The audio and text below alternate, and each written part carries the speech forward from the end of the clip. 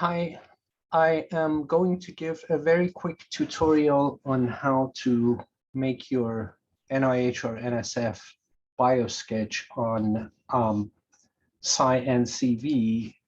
First, you can look for SciENcv by typing it in, and it finds it, and you can actually go there by clicking on it. I actually prefer to use NCBI. And NCBI, when you go there, that's the National Center for Biotechnology Information.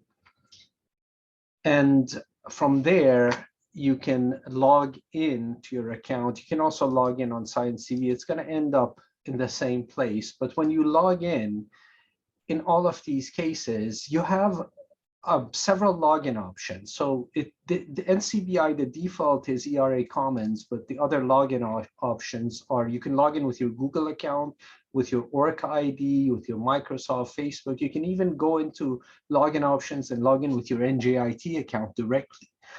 Don't do it. If you want to have access to your proper NIH format bibliography, go in either through ERA Commons or login.gov. And ERA Commons doesn't make sense because that you have to log into ERA Commons through login.gov. So go directly to login.gov. If you've never used login.gov, you need to create an account. But if you've used it before, you can log in. When you sign in, I have a mandatory two-factor login, but I've already logged in, so it asks me to send a text to my cell phone, and it gives me a code that I put in there.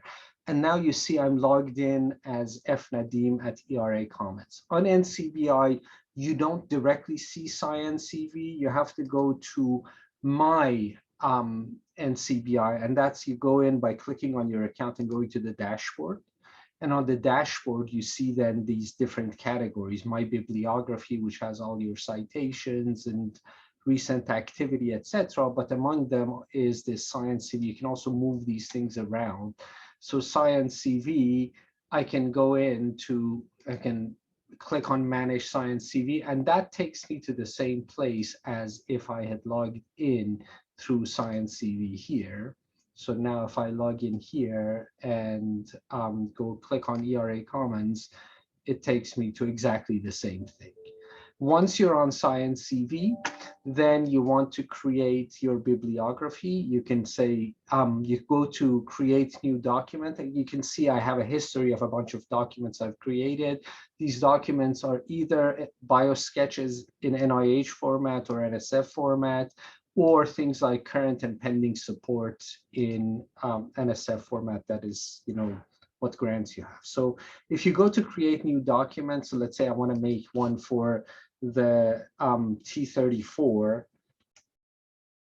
and I will call it 2022. I want an NIH biosketch. I can start with an existing document or start with a blank document. I'm going to start with my T34 2021 and create this. I make it private. And then here I have the different categories. Unfortunately, most of these things you have to fill in manually. So the ERA Commons login, you put in by simply clicking edit, you put in your name, and you can put in optional information. My ERA Commons ID is filled in here. I can add my Orca ID here to this profile. I'm not going to do it right now. And then for education training, you have to edit entries. And if you go in and add something new, it makes you fill in this whole thing and put the dates as month and year, etc. Now, that's the same for, let's say, I'm going to skip this personal statement for a second, go to position, scientific appointments and honors. Whatever you need to enter, you have to enter one by one. I had this from my previous CV that I had created, and I didn't want to enter them one by one again, so I imported it. I based this on the other one, but when you add them one by one, you basically have to say from when to when, and if you leave it blank, it says present, right? And you give it a position title and organization, you can give it city and state or not, and then you save it, but you can go back and edit these things as you need to. Unfortunately, the order that it puts these things is not up to you. You can't move them around.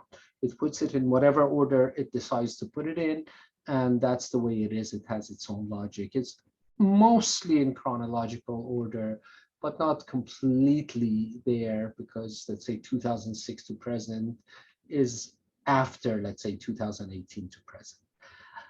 I suggest that your little descriptions you write elsewhere, and then when you go to contributions to science, you can basically say, you can have up to 5 different things, I think, 5 different sections that become sequential in the CV. So you can edit the description, and then you can select your citations from your bibliography that you put in, and you can also include a link to the complete list of publications in my bibliography. My bibliography is a component of my NCBI. I'm going to go to this window to show you. In my NCBI, I have my bibliography, and right now it contains 107 items, 6 of which require attention, which I never give it. But if I want to manage it, I go to manage my bibliography there. And it isn't the fastest system in the world. You can see that happening. While that is thinking, I'm going to come back here and show you how to do your personal statement. So I went into the edit.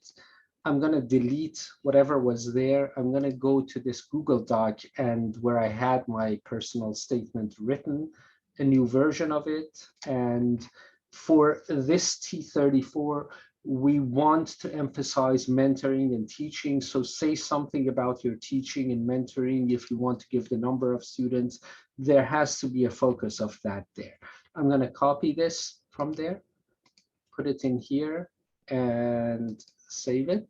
And there it is. It appears. Now, when you're done with this, you can always download this as a PDF or Word file, and that would be the PDF version is what you are going to send us for your bibliography.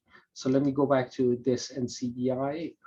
My NCBI bibliography is all the papers that I have picked to put in there. They're linked to my grants when they need to be linked, and some have issues with not being defined in their public access compliance, but that's because this thing is a duplicate of that one, and I have not dealt with it, but I don't want to deal with that right now.